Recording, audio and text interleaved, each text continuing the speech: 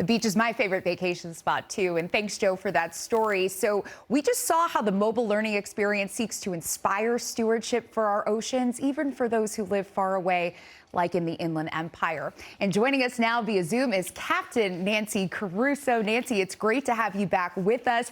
Your organization, Get Inspired, also helps students really be inspired to be stewards to the ocean. Can you tell me, through all the work that you've done with ocean restoration programs, have you seen kids be inspired as young kids and take this with them through adulthood? Absolutely.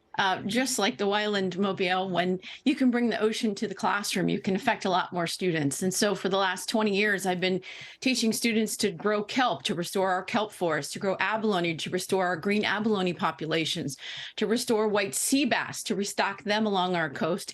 And now I'm working on pismo clams to bring them back. And all the kids have a hand in all of this. And I learned early on when they started asking, how's our kelp doing? How's it looking out there, that they were taking ownership of their coastline and of their ecosystem, which is underwater and invisible to most people. But the kids actually loved it because they understood it and they wanted to take care of it. Sure. I love that. You say, once they understand it, they want to take care of it. They want to do better. What are some of the latest projects that you're working on with the youth? I know you just mentioned some, but I know you've got a lot in the works. Yeah, well, last year we became the first partnership, a coalition to start to grow pismo clams. No one has ever done that in the world. You don't think about, launching rocket ships to Mars is a brand new thing, but actually growing these clams has never been done before. So I'm hoping to bring that to the classrooms to show them and actually to utilize, like the young student that was in the first segment there, their ingenuity and their creativity. He can help us to figure out these things that adults just see blockades and we see our obstacles, but young kids can actually see solutions. He said, put up a little fence and stop the trash.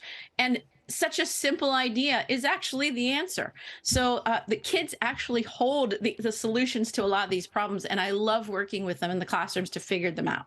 I love that you say that because I thought the same thing. And it's like they probably just simplify it in a way that us adults make it so much harder. But last time you and I saw each other, we were going out on the water off the coastal Laguna. And we were talking about how warming waters have decimated the kelp forests along our coast. Can you talk about the type of work you've done with your team to restore those kelp forests? Sure. For 10 years, my volunteers and I, over 280 volunteers and 5,000 students that helped me grow the kelp, restored the kelp forests in Orange County that were gone for 25 years. So the species that live here had no habitat.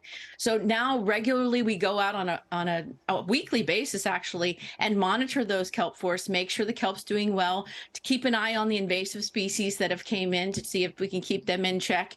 And of course, now we're expecting an El Nino this summer.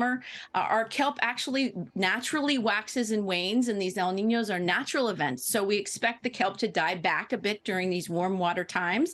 And then as soon as the cold water comes back during our next La Nina, the kelp should spring back to life, essentially.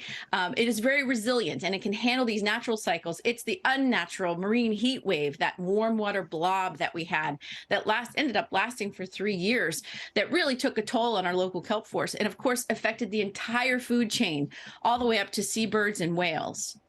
Yeah, so now that we are in this El Nino pattern, and I know, like you said, these kelp forests, they're resilient, but are you concerned that maybe this El Nino might bring a period of marine heat waves like that, that warm water blob that you mentioned?